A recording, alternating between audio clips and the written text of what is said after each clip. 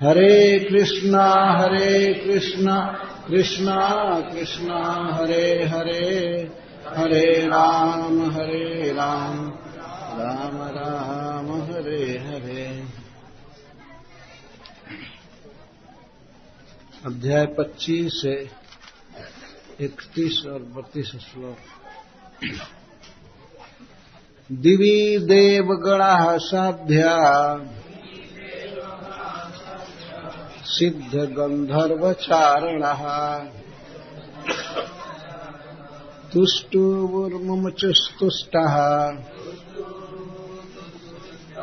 पुष्पवर्षाणि पार्थिवा ततोऽनुरक्तः पशुपैः परिश्रितो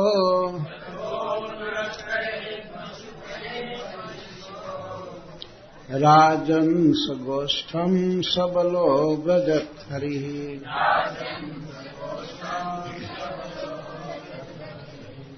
तथा विधान्यस्य कृतानि गोपिका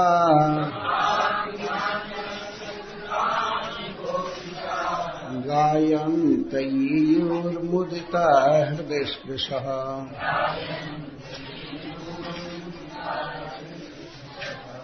दिवि देवगणाः साध्या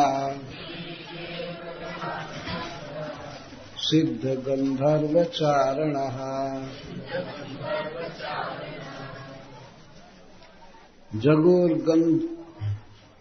तुष्टुर्मुमुचुस्तुष्टः पुष्पवर्षाणि पार्थिवा शंखदुंदुभयो नेदुः दिवि देव प्रणोदितः जगुर्गन्धर्वपतयः तुम्बुरु प्रमुखा नृप। ततोऽनुरक्तैः पशुपैः परिश्रितो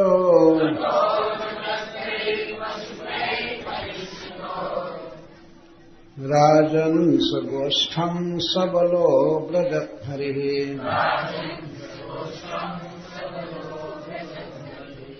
तथा विधान्यस्य कृतानि गोपिका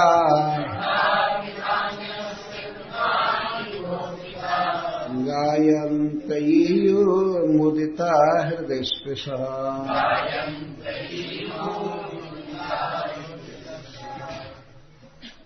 दिवि स्वर्ग में देवगणः देवताओं का समुदाय साध्यः साध्य नामक देवता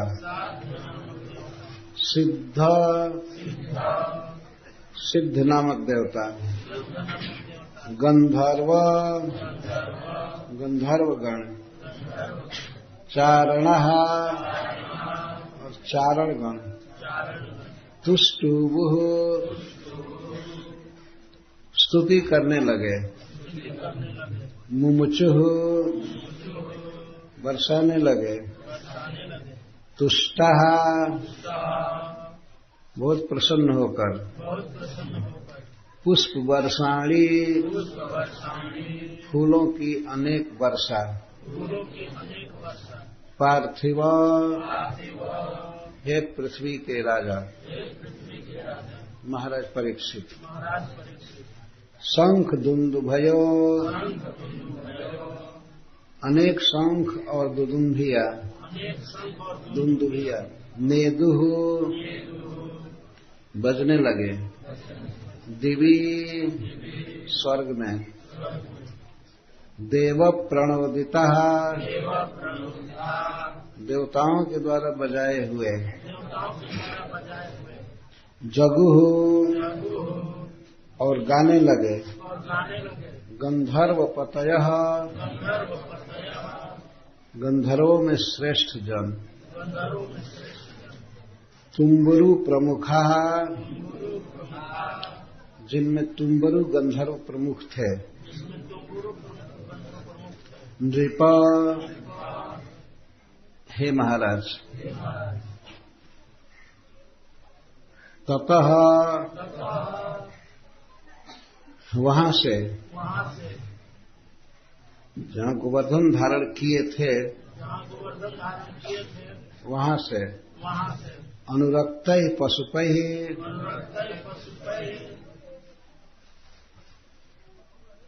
स्नेही गोपों के साथ गोपों से परिश्रित चारों तरफ से घिरे हुए राजन हे महाराज परीक्षित सह वे श्री कृष्ण जो ब्रज की रक्षा के लिए गोवर्धन धारण किए थे गोष्ठां ब्रज में सबलह बलराम जी के साथ और ब्रजत चले हरि श्री कृष्ण तथा विधानी गोवर्धन धारण की लीला अथवा ऐसी ही अन्य लीलाओं को भी अस्य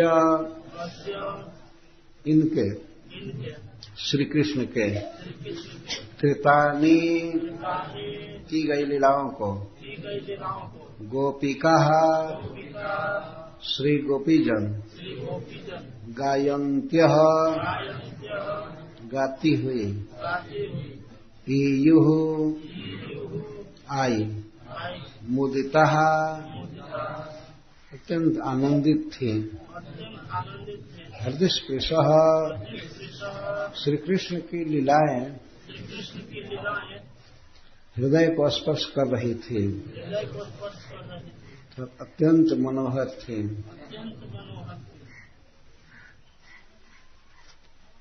श्रील सुखदेव गोस्वामी इस अध्याय के शेष में महाराज परीक्षित को प्रत्येक श्लोक में संबोधित कर रहे हैं। 31वें में पार्थिव संबोधन किए। पार्थिव का अर्थ होता है हे संपूर्ण पृथ्वी के स्वामी, और 32वें में नृप हे जीवों का पालन करने वाले, हे मनुष्यों का पालन करने वाले, दूसरा संबोधन है। और तीसरे में राजन संबोधन है, हे राजा। क्या बात है कि तीनों श्लोकों में संबोधन कर रहे हैं, कुछ इसमें विशेषता है। श्री सुखदेव गोस्वामी महाराज परीक्षित को कथा सुना रहे हैं। भगवान श्री कृष्ण ने किस प्रकार गोवर्धन धारण किया और बाद में उसे यथास्थान अपने स्थान पर रख करके और फिर ब्रज में प्रवेश कर रहे हैं। श्री सुखदेव गोस्वामी के मन में गोवर्धन धारण की यह लीला बहुत ही पसंद है, ये धसी हुई है। और गोवर्धन धारण के बाद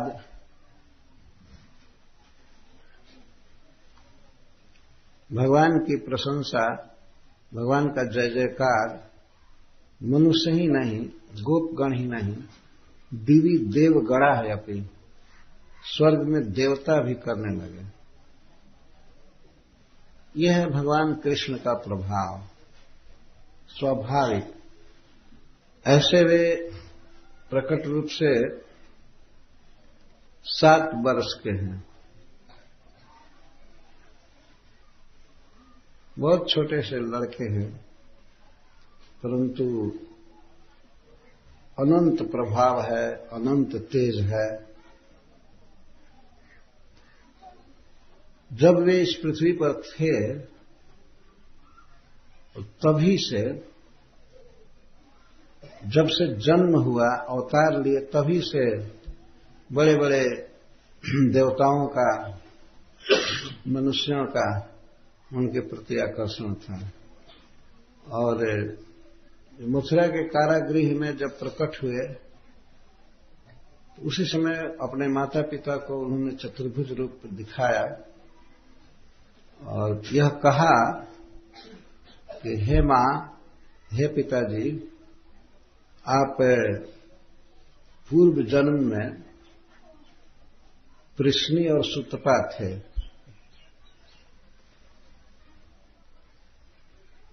जो श्री कृष्ण के प्रति संदेह करते हैं कि ये भगवान हैं या नहीं हैं, उनको चाहिए कि इन शास्त्रों के मूल वाक्यों को पढ़ें, क्या लिखा गया है। अन्यथा वो केवल तर्क करते हैं और तर्कों के द्वारा अपनी मूर्खता को जग जाहिर कर देते हैं। यदि कृष्ण के विषय में नहीं जानकारी है तो चुप रहना ठीक है, बोलना अपनी मूर्खता को प्रकट करना है। तो भगवान ने कहा कि आप पहले सुतपा नाम के प्रजापति थे, अपने पिताजी से, और मां से कहे, देवकी जी से, कि मां तुम्हारा नाम था पृश्नी। तो आप तप करने लगे, ब्रह्मा जी से आदेश पा करके आप दोनों तप कर रहे थे। बहुत तप किए, बहुत दिन निराहार रह करके तप किए, भोजन नहीं करना और इसके बाद भगवान का ध्यान और भगवान का जप करना, यह है तप, इंद्रियों पर निग्रह करके। दोनों बिल्कुल युवक दंपति थे, पत्नी और पति पत्नी साथ में, और भगवान की भक्ति किए, बहुत तपस्या किए।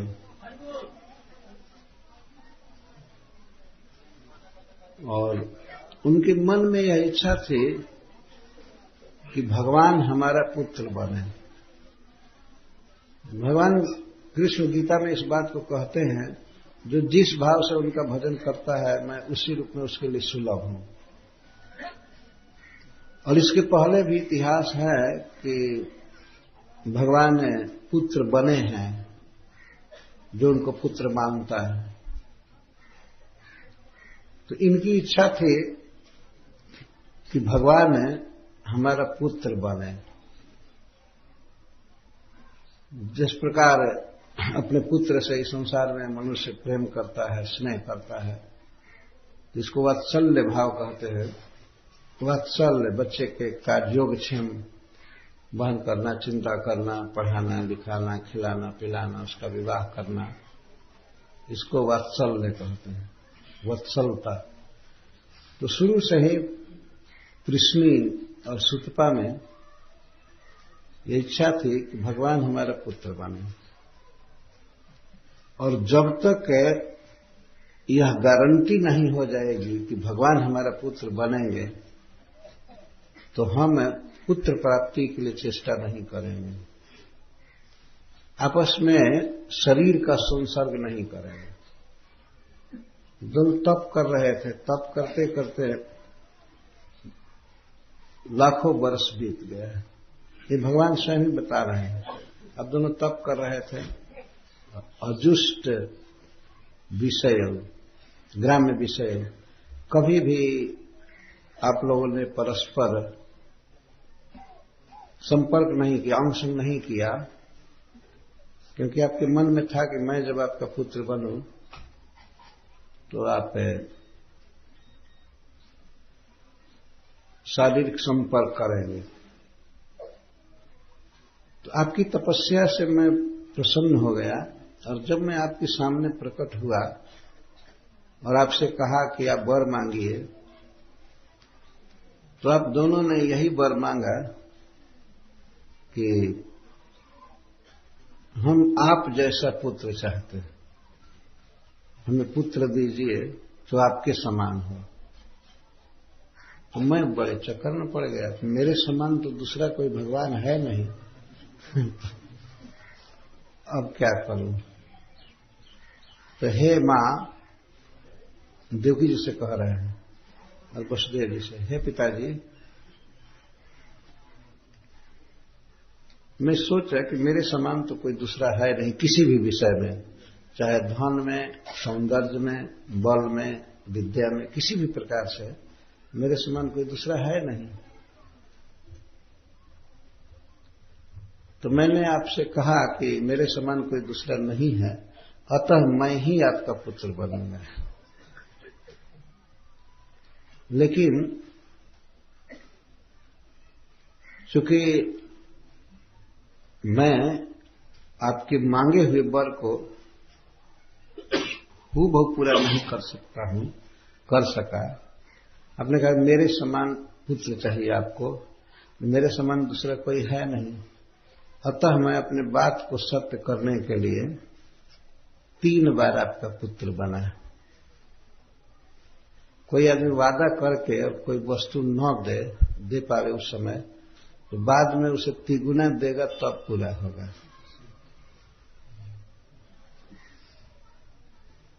कभी कभी वचन दे देते हैं लोग, हम आपको इतना देंगे, ये करेंगे, और फिर बाद में कहते हैं सॉरी इस समय सुविधा नहीं है, बाद में याद हुआ तो दे देते हैं। वो भी मरते हुए उतना दे दिए। लेकिन अगर बाद में देना हो, नियम है कि अगर बीच में चंद्र ग्रहण लगता है या सूर्य ग्रहण लगता है, उसके बाद आप दे रहे हैं उस वस्तु को, तो 3 गुना देना पड़ेगा। तो भगवान ने अब इस विषय में फेल हो रहे थे, अपने समान भगवान अब किसको बनाने में। उन्होंने कहा था कि आपके समान पुत्र चाहते हैं, तो भगवान नहीं दे पाए, तो इसीलिए वो कहता 3 बार आपका पुत्र बने। पहले पृश्नी और सुतपा आप थे, तो मैं अवतार लिया, मेरा नाम हुआ पृश्नी गर्भ। इसके बाद आप दोनों कश्यप और अदिति हुए, और मैं आपका पुत्र बना। मेरा नाम था उपेंद्र, और शरीर छोटा होने से मुझे लोग वामन कहते हैं। वामनत्वा च वामन, मैं हरस अंग का था, बौना था, इसलिए हमको लोग वामन कहते हैं। भगवान इस तरह से कहते। और इसके बाद आप दोनों देवकी और वसुदेव हुए, तो मैं आपका पुत्र बना। भगवान ने जन्म लेते ही सूतिका गृह में अपने माता पिता की कुंडली बनाने लगे पिछले जन्मों की। क्या ऐसा कोई बच्चा है? जन्म लिया है वो, और माता पिता का पूरा भूत भविष्य देखकर बताने लगा,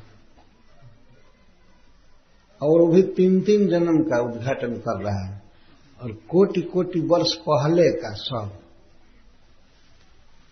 कश्यप और अदिति का इतिहास, पृश्नी और सुतपा का। पृश्नी और सुतपा सतयुग में प्रकट हुए थे, और उस समय भगवान ने अवतार लिया था। और कहते हैं 3 वो वपुषाप थे। मैं उसी शरीर से, जिस शरीर भगवान के वास्तव में नहीं होता, स्वरूप होता है। भगवान के शरीर में और आत्मा में अंतर नहीं होता है। हम जीवों के आत्मा में और देह में बहुत अंतर होता है। आत्मा देह को छोड़कर चला जाता है, और देह की 3 गति होती है। या तो जमीन में गाड़ दिया जाता है, अथवा अग्नि के हवाले कर दिया जाता है, जल जाता है, खत्म हो जाता है, अथवा कहीं मार कर फेंक दिया कोई, तो गिद्ध, सियार, कुत्ते तो खा जाते हैं, तो उनका मल बन जाता है। कृमि बीड भस्म संयुक्त। शरीर की 3 संज्ञा होती है जब आत्मा छोड़ देता है शरीर को। चाहे कृमि बने सड़ करके, अथवा आग पर जलकर भस्म बने, या सियार, कुत्ता या गिद्ध का मल बने। इसमें चाहे कुछ भी शरीर का नाम हो, तो बड़ा भारी मिनिस्टर, बड़ा भारी ब्राह्मण, कुछ भी, और अंत में 3 संज्ञा होगी। या तो सियार और कुकुर का मल बनेगा शरीर, और उस समय कोई ले जाए प्रयोगशाला में जांचने के लिए कि ये मिनिस्टर का शरीर है कि क्या नहीं, तो पता चलेगा ये गिद्ध का, सियार का और कुत्ता का लीण है, यही पता चलेगा ना। शरीर की ये दशा होगी। या कदाचित मान लीजिए बहुत शौक से कब्र खान करके और उसमें डाल दिया गया, दफना दिया गया, और कुछ दिनों के बाद देखे कोई उस शरीर को, वो केवल कीड़े हैं, कीड़े, शरीर का पता ही नहीं चलता है। कीड़े खा जाते हैं शरीर को और शरीर स्वयं कीड़ामय हो जाता है सड़कर।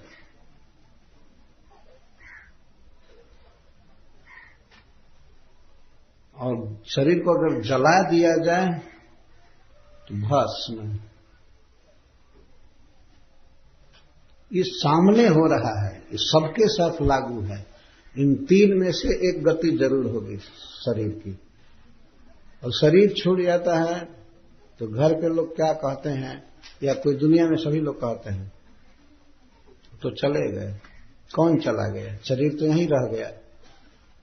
शरीर भस्म बन करके या मल बन करके या कृमि बन करके यहीं रह गया। तो जब मरा अभी रहता है शरीर, तभी भी आदमी कहता है वो तो चले गए।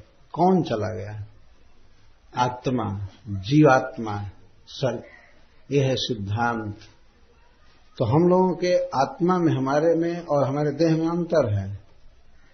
देह छूटता रहता है, इस प्रकार का देह बहुत मिलता है। भगवान गीता में कहते हैं कि जैसे मनुष्य पुराने वस्त्रों को छोड़ करके नवीन वस्त्रों को ग्रहण करता है, इस तरह से यह जीवात्मा, आत्मा पुराने शरीर को या कर्मों के अनुसार जिसमें रहना समाप्त हो गया है अवधि, उस शरीर को छोड़ करके और नए नए शरीर ग्रहण करता है।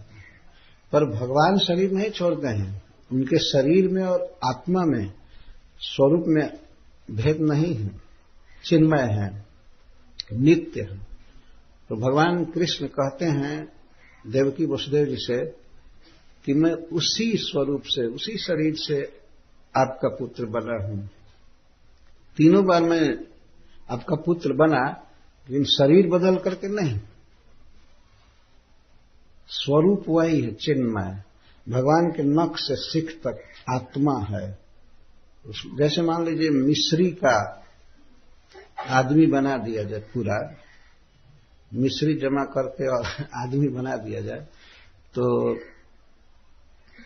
उस मनुष्य के का नख जो होगा वो भी मिस्री होगा, और सिर, उसमें केश होगा, कान होगा, नाक होगा, ये सब मिस्री ही होगा, है ना, उसमें और कुछ नहीं है। वैसे ही भगवान के शरीर में केवल आत्मा है और सच्चिदानंद घन, किसको कहते हैं स्वरूप। पर अज्ञ लोग इस बात को समझ नहीं पाते हैं। वे समझते हैं कि हमारे जैसा ही कृष्ण का शरीर है, जन्मा है, बढ़ रहा है, शरीर छूट जाता है। यह सोचना महाअज्ञान है। वास्तव में वो परम आत्मा है, हम लोग आत्मा हैं। तो भगवान इस बात को कह रहे हैं कि मैं उसी शरीर से आपका पुत्र बना हूं। तीनों बार सेम शरीर, सेम स्वरूप। और मैं इसलिए चतुर्भुज रूप में आपको दर्शन दिया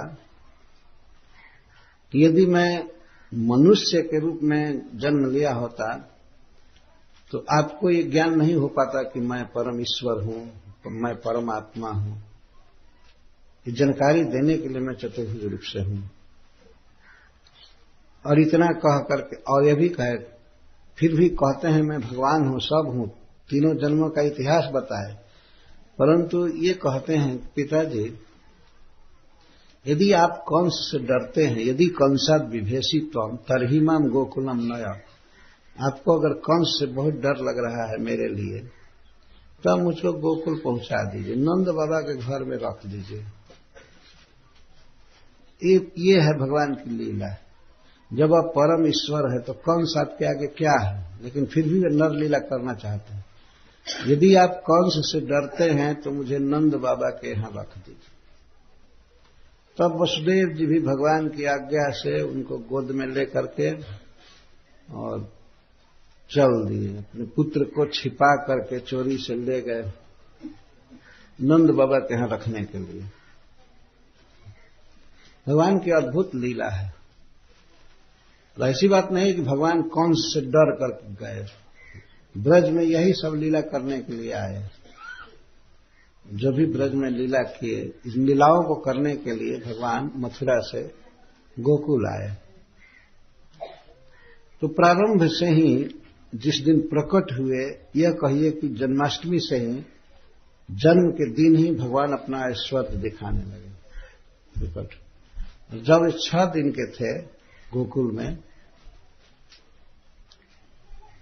उसी दिन उन्होंने पूतना का वध किया।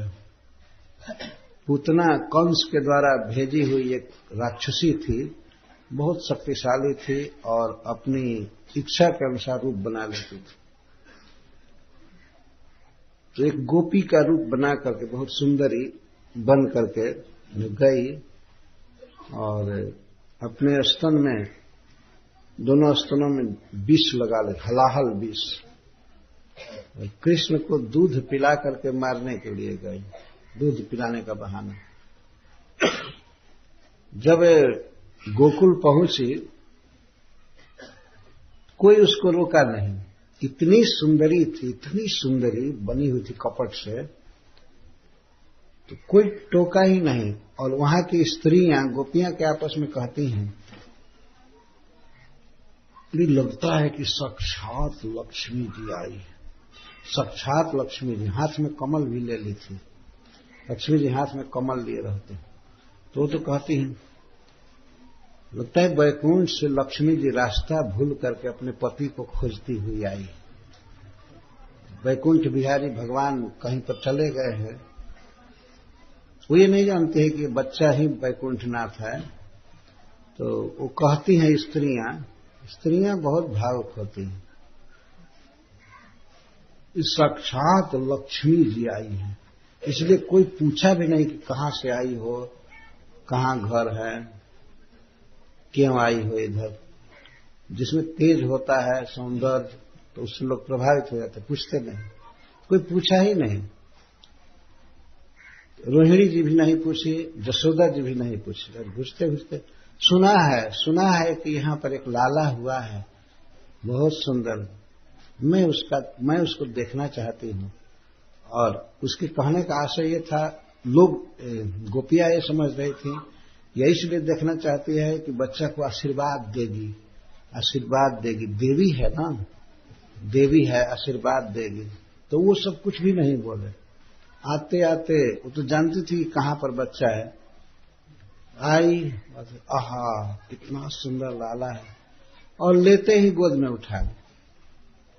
मां जसोदा रोकी नहीं और रोहिणी जी भी नहीं रोकी। वे सोची कि अगर दूध पिलाएगी तो हम तो मानवी हैं, ये देवी होकर के दूध पिलाएगी तो हमारा बच्चा और अच्छा होगा, बलवान होगा, ज्ञानी होगा। तो लोग रोकी नहीं और ले करके उठा ली। उस समय भगवान अपनी आंखें बंद कर लिए थे, शिशु लीला कर रहे थे। बैठने की शक्ति नहीं थी भगवान में, चलने की तो दूर बात है। 6 दिन का बच्चा क्या बैठेगा, चलेगा। उठा ली और उठा करके ले करके पूछी भी नहीं जसोदा जी से, और अपने कंचुकी को हटा करके और बस अपने स्तन को पकड़वा दिया। भगवान आंख बंद किए हैं और पूतना का स्तन पीने लगे। पीने नहीं लगे, तो नाटक किए, मुख में लगाए। उसे राक्षसी का दूध पिएंगे, पीने का एक नाटक किए। वो नाटक की थी, ये भी नाटक किए। पिलाने का नाटक तो मारने आई थी। तो ये पकड़ लिए अपने होठों से स्तन और हाथ से भी पकड़ लिए। बच्चों का स्वभाव होता है मां का स्तन पकड़ कर पीते, तो हाथ से पकड़ लिए। लेकिन पकड़े तो ऐसा लगा कि बलडोजर पकड़ा हो। हाथ उतना छोटा ही है। पकड़ लिए और हाथों से दबाए और ओठ से दबाए स्तन को। इसके बाद अब वो घबराई, कहने लगी अब हो गया, छोड़ दे। मुंचा मुंचा मुंचा बार बार बच्चे को छुड़ाने लगी जोंक की तरह, लेकिन वो जो पकड़ा तो पकड़ा। ये कृष्ण पकड़ना जानते हैं, छोड़ते नहीं हैं। जब आई है मां बन करके तो मां बना करके ही रहेंगे। तो भगवान नहीं छोड़े और वो उसके बाद उसका कपट खुल गया, वो बहुत बड़ी हो गई। घर से निकलते ही कई कोस का शरीर हो गया ऊंचा। और एक बगीचा था कंस का, वहां ले जाकर के भगवान ने उसको गिराया। और इधर हाहाकार हो गया कि कहां गया बच्चा। अरे वो राक्षसी, उसकी आवाज सुन करके लोग समझे बाद में कि तो राक्षसी थी, ले गई। तो कुछ गोप दौड़े, मां यशोदा रोने लगी तो कुछ गोप दौड़े पीछे पीछे। तब तक तो गिरी बहुत पहाड़ की तरह लंबा, 12 कोस में गिरी थी, 6 कोस में लंबा पहाड़ जैसा सो गई, 12 माइल। तो पीछे से लोग गए और गोपियां गई दौड़ते हुए, कहां ले जा रही है। वो गिरी तो वहां ये ध्यान नहीं रहा कि राक्षसी है। गोपियां उसके देह पर चढ़ करके दौड़ करके बच्चे को उठा ली और बच्चा उसके स्तन पर बैठ गया था, खेल रहा था। नहीं बैठा नहीं था, थपथपा रहा था, आनंद में था। ये तो साक्षात परमात्मा है, भगवान है, उनको क्या भय हो सकता। तुरंत बच्चे को उठा लिया जा करके। एक प्रश्न होता है कि गोपियों को भय नहीं हुआ उस राक्षसी से? यदि ध्यान रहेगा राक्षसी पर तब न भय होगा। ध्यान तो बच्चे पर था। तुरंत चढ़ करके गई और पकड़ करके लाई। उस दिन श्री वसुदेव जी मथुरा गए हुए थे, श्री नंद बाबा मथुरा गए हुए थे कंस को वार्षिक टैक्स देने के लिए। वे आए तो देखे कि एक नया पहाड़ कहीं से दिखने लगे। सब लोग उनके साथ जो भी गोप गए थे कहते अरे हमें लगता है कि दूसरे क्षेत्र में आ गए। गोकुल में कोई पहाड़ नहीं है, आज भी नहीं है ना। पहाड़ है, श्री गोवर्धन जी हैं, चाहे इधर कामबन की तरफ है। लोग चकित हो गए कि पहाड़ कहां से है। तब तक कुछ लोगों ने बताया कि एक राक्षसी आई थी सुंदरी गोपी बन करके और बाद में इतना भयावह राक्षसी के रूप में हुई। वसुदेव जी अरे नंद बाबा आए और उसको और कई गोपों को लगाए उसका शरीर काटने के लिए, क्योंकि इतना बड़ा लाश एक जगह नहीं जलाया जा सकता था। तो हजारों हजार गोप लगे अपनी अपनी कुल्हाड़ी ले करके और शरीर काट काट कर छोटा किया, बहुत छोटा छोटा, और सूखे हुए जंगल से लकड़ी ला ला करके पूतना का दाह संस्कार वही लोग किए। तो उस समय जो चिता उठी, चिता की धुआं उठी, तो उसमें अगुरु की सुगंध निकल रही थी, दिव्य सुगंध। वो मांस खाई थी, उसमें तो और दुर्गंध निकलना चाहिए था, लेकिन वो दुर्गंध नहीं निकला, क्योंकि भगवान ने उसका स्तन पिया था और हाथ से दबाया था, अपने पैर से दबाया था उसके शरीर। अतः उसका शरीर दिव्य हो गया और उसका शरीर जलाने पर दिव्य सुगंध निकली अगुरु की। क्या इस संसार में किसी के शरीर को जलाए जाने पर सुगंध निकलती है? चीता की गंध निकलती, दुर्गंध निकलती, लेकिन उसे सुगंध निकली। तो जितने भी ब्रज के और लोग इधर उधर काम कर रहे थे, बाहर गाय देख रहे थे, खेत में कुछ काम कर रहे थे, सब देखे कहां से धुआं उठा। कुछ लोग बाहर थे, इतना धुआं और सुगंधित धुआं, सब लोग सूंघ रहे थे। इतनी सुगंधित धुआं कभी नहीं निकली थी, अगुरु की शुद्ध गंध। कोई कोई कहते हैं लगता है कि सुतल लोक से सुगंध आ रहा है, इतना धुआं उठ रहा है, लगता है बलि महाराज यज्ञ किए हैं, बलि महाराज यज्ञ कर रहे हैं। तो यज्ञ में इतना धुआं उठेगा और फिर हवा के द्वारा इधर ऊपर से भी नीचे धुआं आ रहा था ऐसे। तो लोग कहते हैं लगता है कि स्वर्ग लोक में देवता लोग यज्ञ किए हैं, इतना धुआं कैसे और इतना सुगंधित धुआं। एक कहते हुए ब्रज में सब आएगा। इस तरह से 6 दिन के भगवान थे तो ये लीला हुई और बस उस दिन से चालू ही हुआ। फिर सक्टासुर का वध, तृणावर्त का वध, अनेक असुरों का वध किए, अनेक प्रकार की लीला की और अंत में ये लीला की। तो श्री कृष्ण की प्रभुता, भगवत्ता जब वे इस पृथ्वी पर विद्यमान थे तभी से व्यक्त है। इसीलिए भगवान को लीला पुरुषोत्तम कहते हैं। वे अपना मनुष्य श्री विग्रह नराकृति परब्रह्म वे थे, अतः प्रकट किए थे अपना मनुष्य विग्रह। परंतु सब लोग सब जगह जान गए कि ये भगवान हैं और ऐसे कहते थे कहीं कहीं से, चलो चलो भगवान परब्रह्म प्रकट हुए हैं, अपने धाम से आए हैं, देखने के लिए आते थे। महाराज युधिष्ठिर के यज्ञ में सब लोग यही बात कर रहे थे, साक्षात परमात्मा प्रकट हुए हैं। लोग आकर के भगवान को देख रहे थे राजसूय यज्ञ में। इसके पहले भी बाद में भी सब जगह है प्रचार था।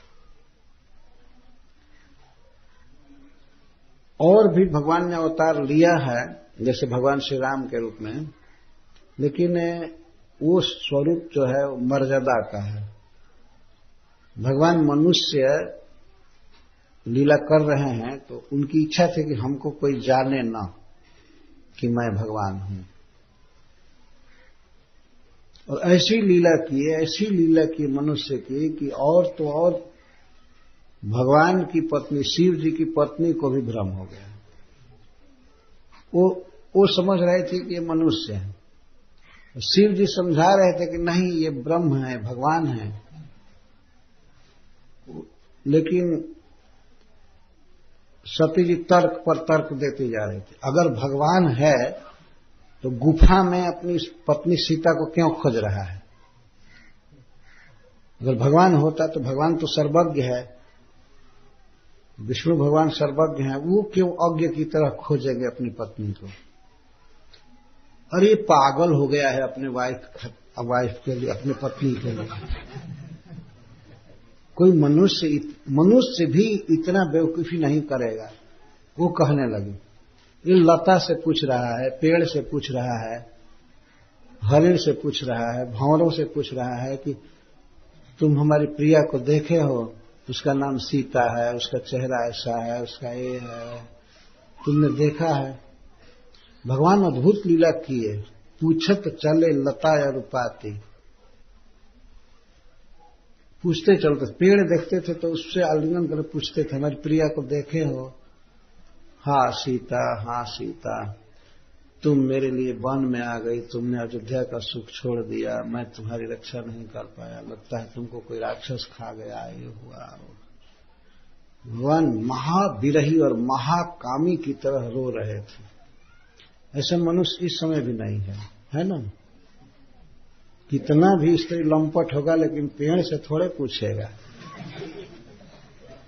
अरे रेडियो में अनाउंस करवाएगा, चाहे फोटो छाप कर कहेगा कि ऐसी स्त्री खो गई है, ये हो गया है। लेकिन हरिण से पूछे, गाय से पूछे और पेड़ से पूछे, पक्षियों से पूछे। जो पूछते हैं पेड़ को पकड़ करके, तुम देखे हो? जब हवा चलती है पेड़ की शिखा हिलती है ऐसे, तो वो कहते हैं लक्ष्मण ये तो नहीं कर रहा है, ये नहीं देखा है। और सती जी ने इस लीला को देखा तो भगवान शिव भी देखे, तो परम मर्मज्ञ है भगवान के लीला के तत्वज्ञ हैं, वो पुलकित हो रहे थे, उनको आनंद आ रहा था भगवान की लीला देखकर।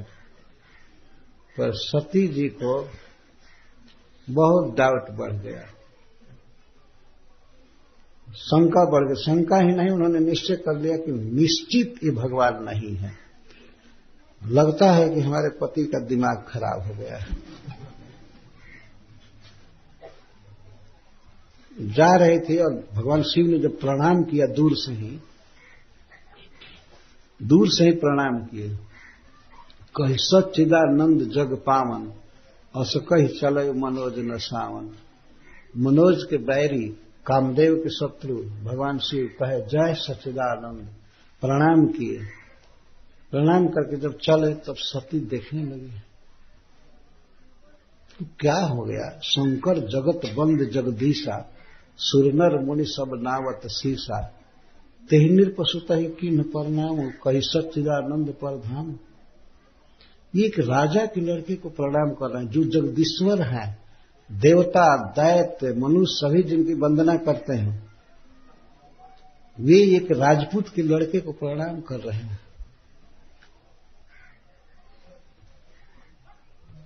वो अपनी बुद्धि को खराब नहीं समझ रही थी, अपने को तो महापंडित समझ रही थी, और शिव जी को समझ रही थी ये पगला गए, उनका दिमाग खराब हो गया। एक राजकुमार को इस सच्चिदानंद कह करके दंडवत कर रहे हैं, तो भगवान तो सर्वज्ञ हैं, ये समझ गए भगवान शिव। चलते चलते उन्होंने कहा कि सती, तुम्हारा क्यों चेहरा उड़ गया, तुम आश्चर्य से क्यों देख रही हो? अरे अभी अभी जिनकी कथा हम दोनों सुनने गए मलय पर्वत पर अगस्त जी के यहां, और मैंने भक्ति दशामृत सिंधु से कुछ क्लास दिया वहां, अभी जिनकी कथा हुई वही हमारे प्रभु हैं, महाराज दशरथ के यहां अवतार लिए हैं और अवतार लेकर के लीला कर रहे हैं। तुम उनके विषय में कुछ संदेह कर रहे हो, ये लीला देख करके समझाने लगी। लागन और उपदेश जदपि कहे शिव बार बहु, बोले बिहसी महेश हरि माया जिये जान दो। हजारों बार समझा रहे हैं, चलते जा रहे हैं, कैलाश जाना है और समझा रहे हैं, लेकिन हर एक बार तर्क करती है।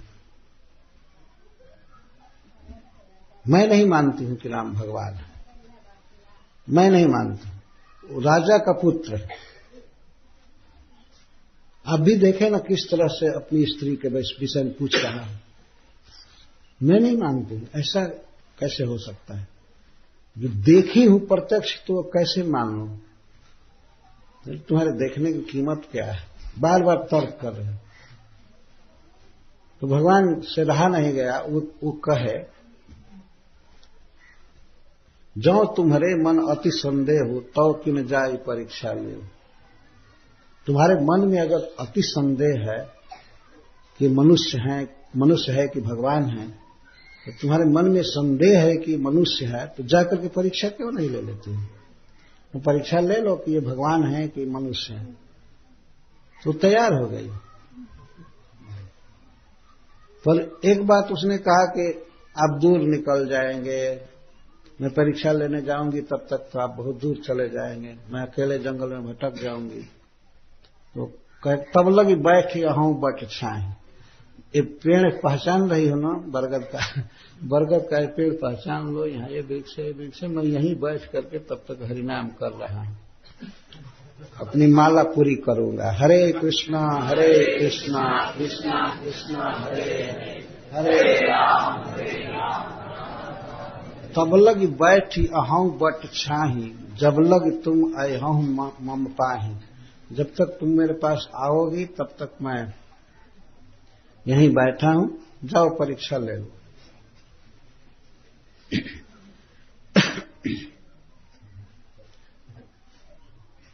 इधर भगवान शिव सोच रहे हैं होई हैं सोई जो राम लचिराख को कर तरक बढ़ावे सा। असक ही लगे जपन हरि नामा, यह कह करके अपनी माला झोली निकाले और हरे कृष्णा हरे हरे हरे गई सती जहां प्रभु सुख धामा। और सती वहां पहुंची जहां सुख सागर भगवान रहते थे, आज थे लीला करते, वो भी सीता की खोज करते हुए। लक्ष्मण समझा रहे थे, भगवान रो रहे थे। तो भगवान श्री राम मान लीजिए उत्तर से दक्षिण जा रहे हैं, तो वह दक्षिण से ही रास्ता पकड़ी उधर से। बहुत विचार के परीक्षा का प्रकार क्या होना चाहिए, किस तरह से परीक्षा लूं। तो उसने सोचा, माता सती ने सोचा कि जिस सीता के विरह में ये रो रहे हैं उसी सीता का मेकअप करके, उतनी सुंदरी बन करके, और मैं जरा रास्ते में मिल जाती हूं, तो अगर मनुष्य होगा, मनुष्य ही है, जरूर वो कहेगा आहा मेरी सीता मिल गई, तुमको मैं खोजते हुए परेशान हो गया, कहाँ गई थी, तब तो मैं समझ जाऊंगा। तो यही करेगा। लड़का है तो हमारी माया को थोड़े समझ पाएगा। तो यही बहुविध हृदय विचार करी, धरि सीता कर रूप, आगे होई चली पंथ ते जही आवत सुरभूप। जिस पथ से देवताओं के स्वामी भगवान आ रहे थे उसी पथ पर चली, बड़े अभिमान से कि मैं तो सीता ही बन गई हूं। लक्ष्मण जी देखे, लक्ष्मण देख सीता कृत वेश, सीता का वेश बना करके सती जी आ रहे। लक्ष्मण जी भी समझ गए कि पार्वती जी सती जी सीता का मेकअप करके आ गई। लक्ष्मण जी तक समझ गए, लेकिन चुपचाप थे। कही न सकत कछुअति गंभीरा, प्रभु प्रभाव जानत मति धीरा। वे भगवान का प्रभाव जानते थे कि भगवान धोखा में नहीं पड़ेंगे, तो वे कुछ कहे नहीं। जो कुछ कहना होगा भगवान कहेंगे, और आगे आगे चल ही रहे थे। तो भगवान श्री राम आए, देखे तो समझते सर्वज्ञ ईश्वर, समझ गए सती जी है, और भगवान तो मनुष्य लीला कर रहे हैं। तो आगे बढ़ करके चरण छू करके प्रणाम किए। प्रणाम करके कहे कि मैं राजा दशरथ का पुत्र हूं, मां आपके चरणों में प्रणाम करूं। तो मां आशीर्वाद थोड़े देने वाली थी। और फिर एक प्रश्न कर दिए, प्रणाम किए, अपने पिता का नाम बता करके और गांव का नाम अयोध्या आदि बता करके, मैं अयोध्या के राजा दशरथ जी का पुत्र हूं, मैं आपको प्रणाम करना। पूछ दिया प्रश्न, बहुत व्यंग्यात्मक प्रश्न है। पूछे वो बहुरी कहां वृष के तू, विपिन अकेली फिरहूं कही है तू। अरे आप जब चलती हैं तो भगवान शिव के साथ चलती हैं, आज अकेले और वो भी जंगल में कैसे घूम रही हैं। विपिन अकेली फिरहूं कही है। बस इतना कहना था कि अब सती को चक्कर आ गया। वो पछताने लगी, मैं निज अज्ञान राम पर आना, मैं नहीं समझी, मैं राम को मनुष्य समझी। वो बहुत विषाद में पड़ी। मैं शंकर कर कहा न माना, निज अज्ञान राम पर आना। चली तो अब चली, अब लौटी, अब जहां शिव जी रहते हैं तो चली इधर, तो देखती हैं कि सीता राम लक्ष्मण जा रहे हैं। सीता का हरण नहीं हुआ है, सीता राम के साथ है। इधर देखती है तो सीता राम लक्ष्मण, उधर देखते सीता राम लक्ष्मण, ऊपर सीता राम लक्ष्मण, सब जगह राम है, परब्रह्म है, सारे देवता जय जयकार कर रहे हैं। नर नाग किन्नर गंधर्व सब जस गा रहे हैं, और इनसे सारा जगत उत्पन्न हुआ है। सारे देवता इनके किंकर हैं, दास हैं। यह देख करके वो बहुत फेर में पड़ी और तब इसके बाद वो आंख बंद करके बैठ गई। रास्ता में ऐसे आंख बंद करके बैठ गई। इसके बाद खोली तो देखी राम फिर वही सीता को खोजते हुए जा रहे हैं, पूछते हुए। लक्ष्मण से कहते हैं, लक्ष्मण इस गुफा में जरा देखो, मेरी सीता मुझसे बहुत मान करती थी, रूठती थी, हो सकता है इस कुंज के आड़ में बैठी होगी। कोई भी झाड़ी देखते थे या गुफा देखते थे तो वहां झांकते थे जाकर। इसके बाद अब चली, सोचने लगी रास्ते में कि शिव जी को अब क्या बताऊंगी। तो भगवान शिव वहां जप कर रहे थे। वहां जब गई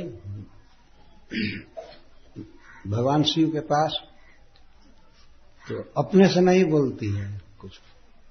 गई समीप महेश तब हंसी पूछी कुशलात, लीन परीक्षा कवन विधि कहूं सत्य सब बात। भगवान शिव हंस करके कहे, परीक्षा हो गई? अच्छा, किस प्रकार से परीक्षा ली? सत्य बोलना और सब बात बोलना। कुछ ही बात मत बोलना और उसमें झूठ मत सानना। तो भगवान शिव ने कहा सा, क्योंकि जानते थे कि स्त्रियां झूठ बोल सकती हैं, उनका स्वभाव होता है। तो कहूं सत्य सब बात, सब बात कहो, शुरू से हम तक यहां से गई तो क्या क्या की, और सत्य बोलो और सब बात बोलो। वो तो एक ही बात बोली, सब बात छोड़ दी, और जो भी एक बात बोली वही टोटल झूठ। तो कहते हैं, कछु न परीक्षा लीन गोसाई, किन्ह प्रणाम तुम्हारे ही नाय। कोई परीक्षा क्या लेना है, तुम जो कहा समृसा न होए। कोई परीक्षा नहीं ली, ऐसा है ना। भगवान ने कहा कि परीक्षा नहीं लिया, नहीं परीक्षा क्या लेना है। जब मैं जा रही थी तो रास्ता में जाते जाते हमको ये भाव हुआ कि अरे शिव जी जिनको भगवान कहते हैं तो भगवान ही हैं। अब मेरा मन बदल गया, इसलिए परीक्षा लिया नहीं। जब जान गई कि वे भगवान है तो परीक्षा क्या लेना है। देखिए, भगवान शिव की पत्नी भी झूठ बोल रही है। देवता लोग कभी झूठ नहीं बोलते हैं। कछु न परीक्षा लिन गोसाई, किन प्रणाम तुम्हारे ही नाई। जैसे आप प्रणाम किए थे ना, उसी तरह से मैं जा करके प्रणाम की, और मैं जान गई, रास्ते में ही जान गई कि वे भगवान हैं। मुझे क्षमा कीजिए, उस समय आपकी बात मैं नहीं मानी, मुझे रास्ते में ज्ञान हो गया, तो कोई परीक्षा नहीं ली। लेकिन भगवान शिव विश्वास नहीं किए, ये परीक्षा नहीं ली होगी, कुछ नहीं की होगी। उस समय इतना त्वरा से चली गई। तब शंकर देखे उधर ध्यान, सती जो किन्न चरित सब जाना। तब वे अपने चित्त को एकाग्र करके और ध्यान में देखने लगे कि क्या क्या कि यहां से गई तो वहां तक इसने क्या किया। तो सारा जैसे टेलीविजन पर दिखाई पड़ता है हम लोगों को, वैसे भगवान शिव को सब दिखाई पड़ने लगा। क्या इसके मन में आया और कैसे सीता जी का वेश बनाया और किस तरह से श्री राम इसको प्रणाम किए। तो सती ने सीता जी का वेश बनाया, ये बात देखकर, वो भी परीक्षा के लिए, नाटक करने के लिए बनाई होती, ड्रामा करने के लिए तो कोई बात नहीं, लीला करने के लिए। जब सीता का वेश उसने बनाया और साथ श्री राम प्रणाम किए, इस बात से उनको दुख हुआ। तो उन्होंने संकल्प कर लिया कि अब इस देह से सती से भेंट नहीं होगी, मतलब उस देह से, सती के देह से निश्चित कर दी। जो भी ये बात है, लेकिन मैं ये कह रहा हूं कि सती जैसी देवी शिरोमणि भगवान शिव की अर्धांगिनी को भ्रम हो गया। भगवान की लीला देख करके।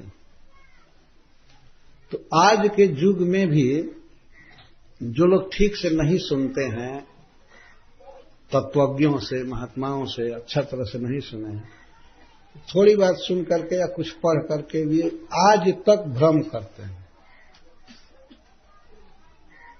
एक राम अवधेश कुमारा, तिनकर चरित विदित संसारा, नारी विरह दुख लहै अपारा, भय रोष रन रावण मार।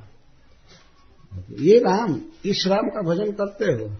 ये तो अयोध्या के राजा दशरथ के लड़के हैं, लेकिन कोई दूसरा राम है जो घट घट में व्यापी है, निराकार है। तो तुम्हारा निराकार राम चाहे जो भी हो, लेकिन रामायण में कथा तो महाराज दशरथ के पुत्र की ही है। यही परब्रह्म है भगवान। सती जी तो बाद में समझ गई देख करके, लेकिन अब आजकल के लोगों को इतना सौभाग्य नहीं है कि वे सुने, और न सुनाने वाले इस संसार में हैं। बहुत कम ऐसा अवसर आता है। तो राम के विषय में अज्ञान छाया रहता है, लेकिन भगवान कृष्ण के विषय में इस तरह से अज्ञान छाने का कोई प्रश्न ही नहीं है। वे तो खोल करके कहते थे कि हम भगवान हैं।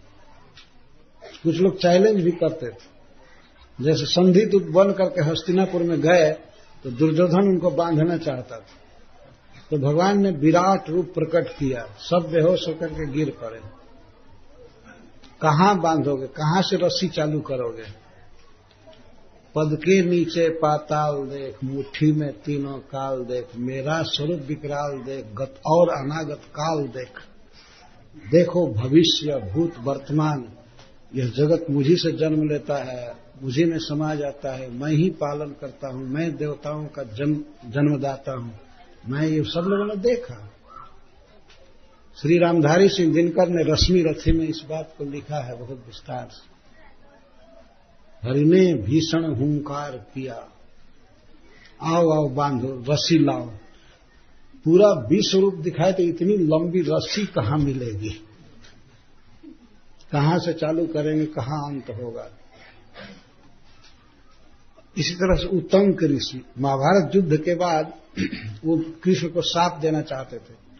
इसने दो परिवार में झगड़ा लगा करके विनाश कर दिया कौरव पांडव में, मैं शाप दूंगा। शाप देने के लिए तैयार हुए तो भगवान ने कहा आप शाप किसको दे रहे हैं?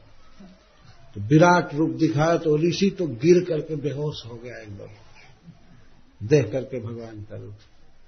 मां देवकी ने देखा, मां जसोदा ने देखा, कितने लोगों ने देखा, अर्जुन ने देखा भगवान के उस स्वरूप को कुरुक्षेत्र में अपने रथ पर।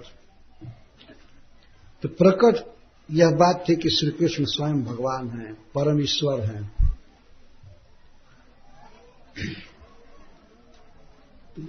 बचपन से ही जिस दिन उन्होंने गोवर्धन धारण किया, उस दिन तो ब्रजवासियों के हृदय में भी विश्वास हो गया कि ये भगवान है, ये मनुष्य नहीं है। तो जब गोवर्धन धारण किए और रख करके चले ब्रज में, अभी वहीं थे गोवर्धन के पास, तो देवता लोग आकाश से फूलों की वर्षा करने लगे, नृत्य करने लगे। गंधर्वों में सबसे श्रेष्ठ जिनमें तुम्बरु प्रमुख थे, ये सब भगवान का जस गाने लगे, नाचने लगे। आकाश में आवाज हो रही थी। ऐसे हम लोग कहते हैं रेडियो को कि आकाशवाणी है, वो आकाशवाणी नहीं है, वो बीबीसी लंदन की वाणी है, चाहे दिल्ली की वाणी है, पटना की वाणी है। वहीं पर जमीन में बैठे हुए लोग कुछ बोलते हैं और ट्रांसमिशन होता है, आता है हवा में टकरा कर। वो भूमि वाणी है ना। हम पटना से बोल रहे हैं, लखनऊ से बोल रहे हैं, और कहते भी हैं ये आकाशवाणी का पटना केंद्र है। पटना क्या आकाश में है?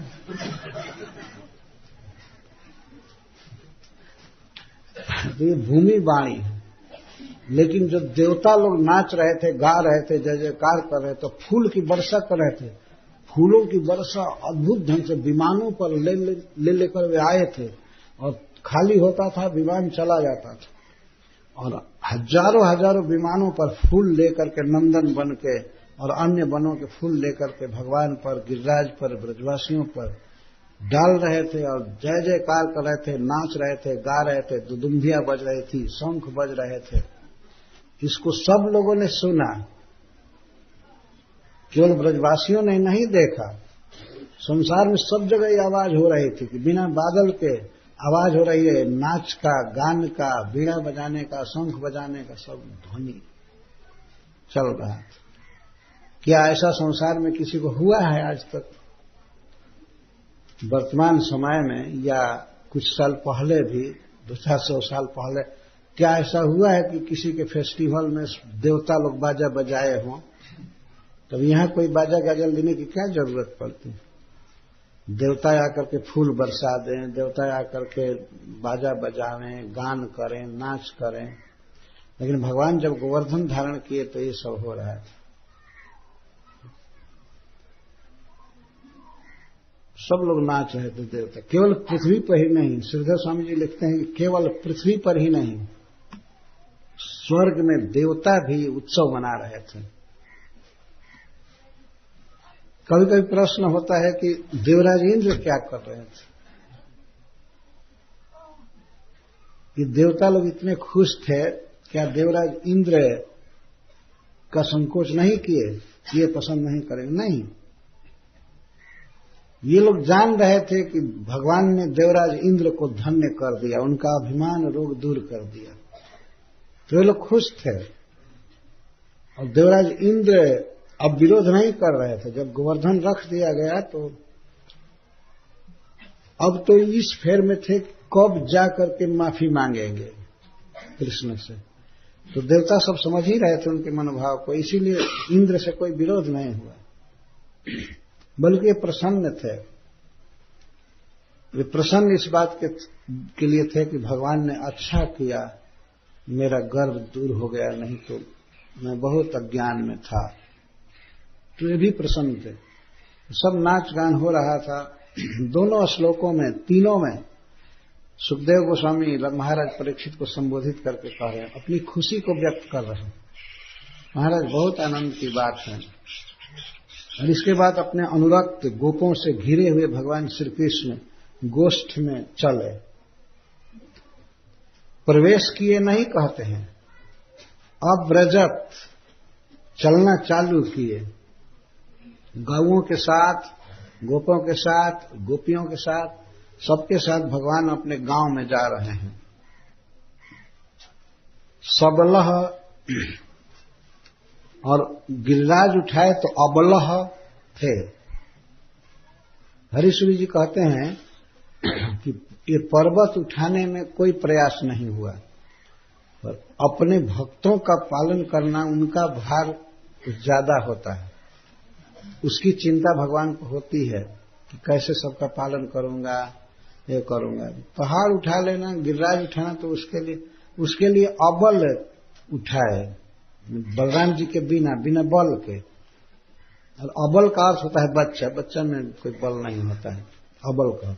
वहां अबल शब्द का प्रयोग है, लेकिन जब ब्रज का पालन करने का हुआ, गांव में जाने का सबका, तो उसमें सबल हो गए। उसमें बल की जरूरत है, उसे प्रयास चाहिए। तो श्री बलराम जी के साथ जा रहे हैं। बलराम जी का हाथ पकड़े हुए दोनों भाई परस्पर मिले हुए जा रहे हैं। और श्री गोपियां जा रही हैं कृष्ण की लीलाओं को गाते हुए। अस्य कृतानि, कथम भूतानि कृतानि तथा विधानी, गोवर्धन धारण की लीलाओं को कहती हुई जा रही और गाती हुई ही ईयु आई। जब तक प्रवेश नहीं की तब तक गा रही थी, और प्रवेश करके भी इस लीला के आकर्षण से प्रभावित होकर गाती ही जा रही थी। इस तरह भगवान कृष्ण ब्रज में प्रवेश किए। तो सूरदास जी का जो पद है अंत में, हरि करते गिरिराज उतार्यो। तो जब भगवान ने गोवर्धन को रख दिया और ग्वाल सखा भगवान के मित्र जो उनके साथ गाय चराते थे वे सब देखे छोटे छोटे लड़के कृष्ण के उम्र के कैसे पर्वत उठा लिया, कैसे इंद्र का गर्व दूर किया, हमारे संग खेलता है खाता है, हमारे संग गाय चराता है, कैसे सब किया। हम हिल मिल तुम गाय चरावत, कृष्ण से ही कह रहे हैं, तुम हमारे साथ मिलकर गाय चरा तो कैसे उठा लिया कैसे गोवर्धन उठा लिया। तुम नंद जसोदा के पुत्र हो ना, नंद जसोदा के पुत्र कहते हो। इस तरह से आश्चर्य कर रहे हैं बच्चे। देख ही रही सब घोष कुमारी और श्री गोपियां बहुत आश्चर्य से श्री कृष्ण को देख रही हैं और भगवान के कोटि कोटि काम छवि को देखकर तृप्त हो रही हैं, बलिहारी जा रही हैं। बहुत सुंदर लग रहे हैं भगवान। करजो रति रवि गोद पसार, अपना आंचल फैला करके सूर्य से भगवान से प्रार्थना करती हैं कि गिरिवर धरपति हो ही हमारे। हे भगवान सूर्य, हमें ऐसा वर दीजिए कि हमारे पति गिरिराज धारण करने वाले हों। ऐसो गिरि गोवर्धन भारी, कब लीन हो कब धरे उतारी। तनक तनक भुज तनक कन्हाई, यह कही उठी जसोदा माई। मां जसोदा कह उठी कि इतना भारी गोवर्धन पर्वत है और यह अपने हाथ में धारण किया, भुजा कितनी छोटी है, बाह कितनी छोटी है, तनक तनक भुज, तनक माने छोटा, छोटी छोटी बाह है और तनक कन्हाई, स्वयं कृष्ण बहुत छोटा है, कैसे उठा ले। यह कहते हुए उनको ही वो गोद में उठाए।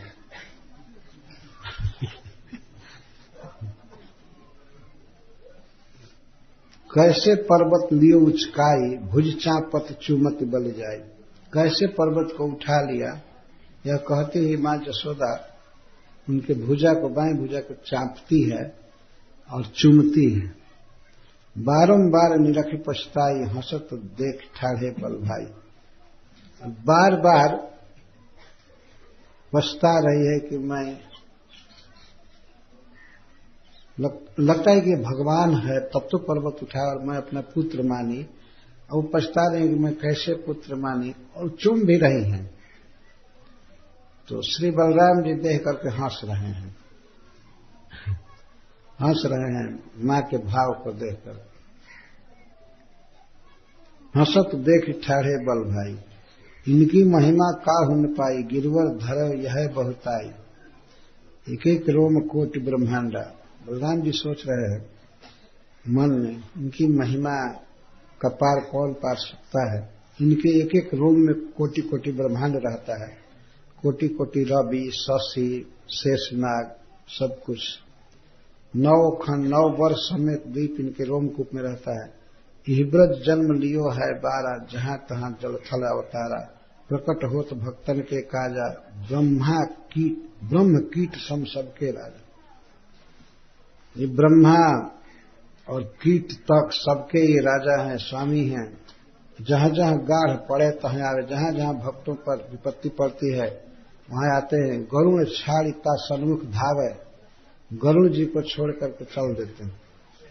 ये श्री बलराम जी कहते हैं, अथवा बलराम जी के भाव को सूरदास जी कहते हैं, अथवा सूरदास जी डायरेक्ट ही कह रहे हैं। ये ऐसे हैं, ब्रज ही है नित करन विहारन, जसुमति भाव भक्त हित कारण। यह लीला इनको अति भावय, देह धरत पुनि पुनि प्रकटावय। नेक तजत नहीं ब्रज नर नारी, इनके सुख गिर धरत मुरारी। गर्भवंत सुरपति चढ़ियायो, बाम करज गिर टेक दिखा। करज मने नख, जो हाथ में जन्म लेता है उसको नख को कहते हैं करज। तो बाएं हाथ के नख पर गिरटेक दिखाया। ऐसे हैं प्रभु गर्भ प्रहारी, मुख चूमत जसुमति महतारी। इंद्र के गर्भ को भगवान ने दूर किया, गोवर्धन धारण किया, फिर भी मां यशोदा अपना छोटा बच्चा समझ करके मुख चूम रही। यह लीला जो नित्य प्रति गावे, आपुल सिखी और अनि सिखरावे। सूरदास जी अब आशीर्वाद देते हैं ये लीला पढ़ने सुनने वालों को। यह लीला जो नित्य प्रति गावे, जो व्यक्ति नित्य ही इस लीला को गाता है, कहता है, आपुल सीखी, अपने आप स्वयं पढ़ता है, सीखता है, दूसरों को सिखाता है। भक्ति मुक्ति की केतिक बात आशा, भक्ति और मुक्ति की कहां तक बात कहे तो बहुत आसान है। सदा रहत हरि तिनके पास, स्वयं गिरिराज धारण करने वाले हरि उसके पास ही रहते हैं।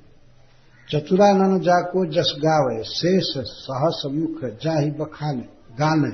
चतुरानन जाको जस गाने, शेष सहस मुख जाहि बखाने। आदि अंत को नहीं पावे, जाको निगम नेत नित गावे। सूरदास प्रभु सबके स्वामी, शरण राख मोहि अंतर्यामी। सूरदास जी कहते हैं वही हमारे प्रभु हैं, हृदय की बात जानते हैं, सबके हृदय में हैं। मैं उन्हीं की शरण में हूं, वे अपने चरणों की शरण में मुझे रखते। इस तरह से यह गोवर्धन धारण की लीला पूरी हुई। अब नंद बाबा से गोपों की बातचीत होगी कृष्ण के विषय में,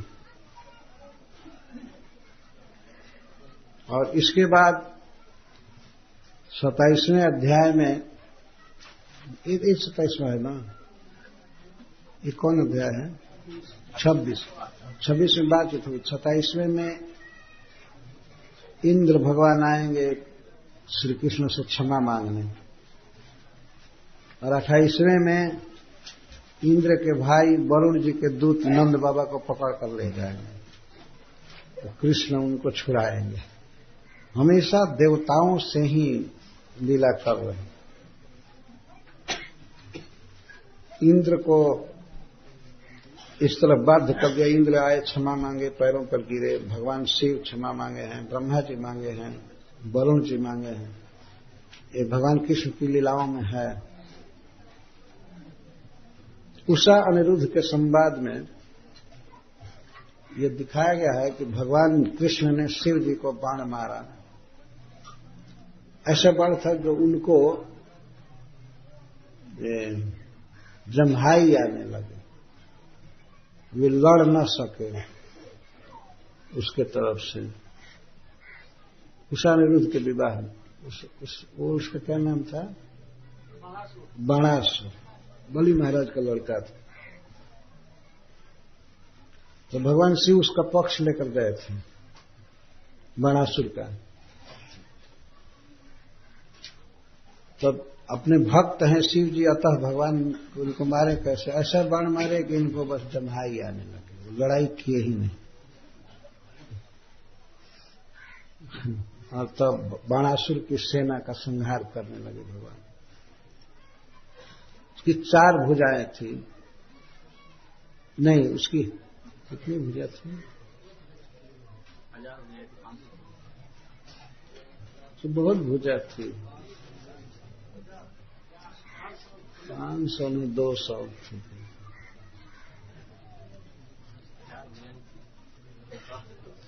शिव जी जब नृत्य कर रहे थे, तांडव नृत्य, तो वो मृदंग बजाया, 2 हाथ थे उसके। इतना अच्छा मृदंग बजाया कि शिव जी को नाचने में मजा आ गया। भगवान शिव प्रसन्न होकर के वर दिए बाणासुर को कि तुमको 1000 भुजा बजाए। 500 मृदंग एक साथ बजा सकता था।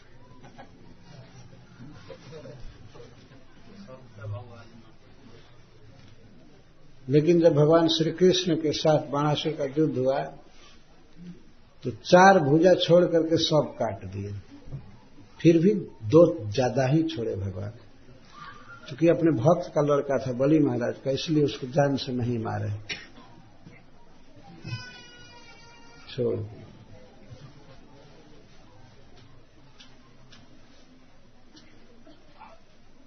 मृदंग बजाने से भगवान शिव इतना प्रसन्न हुआ।